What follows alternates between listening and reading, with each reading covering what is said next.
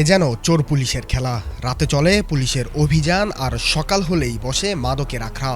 সম্প্রতি রাজধানীর সোহরাওয়ার্দী উদ্যান ঘুরলে এমন দৃশ্যই সবার চোখে পড়ে। এই দৃশ্য দেখলে মনে হয় চোর পুলিশের খেলায় মেতেছেন শাহবাগ থানা পুলিশ ও উদ্যানের মাদক কারবারিরা।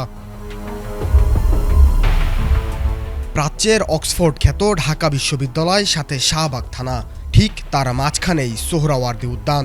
এই উদ্যানেই চোখের সামনে বিক্রি হয় মাদক। সম্প্রতি উদ্যানের মাদক বিরোধী অভিযান আর গণমাধ্যমের কল্যাণে দেশের প্রতিটি মানুষের কাছে পৌঁছে গেছে এই তথ্য।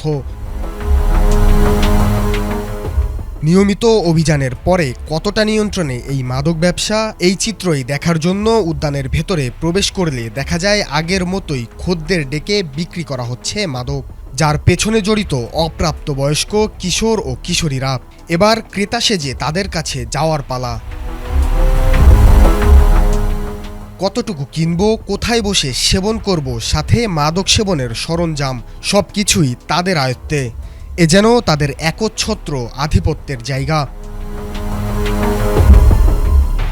কিন্তু নিয়মিত অভিযানের পরেও এখনও কিভাবে রমরমাভাবে চলছে এই কারবার? প্রশ্নের উত্তর খুঁজতে শাহবাগ থানার ওসির কাছে গেলে এ বিষয়ে বক্তব্য প্রদানে অস্বীকৃতি জানান তিনি। বলেন রমনা জোনের ডিসি মাসুদ আলমের সাথে যোগাযোগ করতে। মাসুদ আলমের নেতৃত্বেই দীর্ঘদিন এই এলাকায় অভিযান পরিচালনা করছেন শাহবাগ থানা পুলিশ ও ডিএমপি। মাদকের ব্যাপারে যে পুলিশের জিরো টলারেন্স অবস্থান, এটা কিন্তু অব্যাহত আছে এবং এটা থাকবে সবসময়। এরা আজকে আমি 10 জন ধরলে কালকে আরও 10 জন চলে আসে, নতুন করে মহিলাগুলো চলে আসে, বিশেষ করে মহিলাগুলো। এগুলো কেউ প্রেগন্যান্ট অবস্থায় থাকে, কেউ হচ্ছে দেখা গেলো যে একটু বেশি বয়স্ক, কেউ আবার হচ্ছে মানে পাও না, এগুলো হুইল চেয়ারে বসে মাদক ব্যবসা করতেছে। এরকম অনেক আছে, অনেকের বিরুদ্ধে তো বহু মামলা আমরা ধরি, ধরা পড়ে আবার জামিন পেয়ে এসে আবার ওই একই কাহিনী করে। এত কিছু করে লাভ নাই, এটা হচ্ছে সমন্বিত উদ্যোগ প্রয়োজন সবার মিলে। আমাদের যতগুলো স্টেক হোল্ডার আছে সবাইকে একসাথে কাজ করতে হবে, কাজ করে এটা নিয়ে একটু ভাবতে হবে। তো এটা না ভেবে যে বিচ্ছিন্নভাবে কাজ করলে, আমরা আমাদের মতো করে কাজ করতেছি, কিন্তু যতই করি এটা কিন্তু আশানুরূপ যে ফলটা হচ্ছে, এটা তো অবশ্যই আগের চাইতে অনেক নিয়ন্ত্রণে চলে আসছে, কিন্তু ওই আশানুরূপ ফলটা এখনও আমরা পাচ্ছি না। কী কারণে? এটা সমন্বিত উদ্যোগ নাই।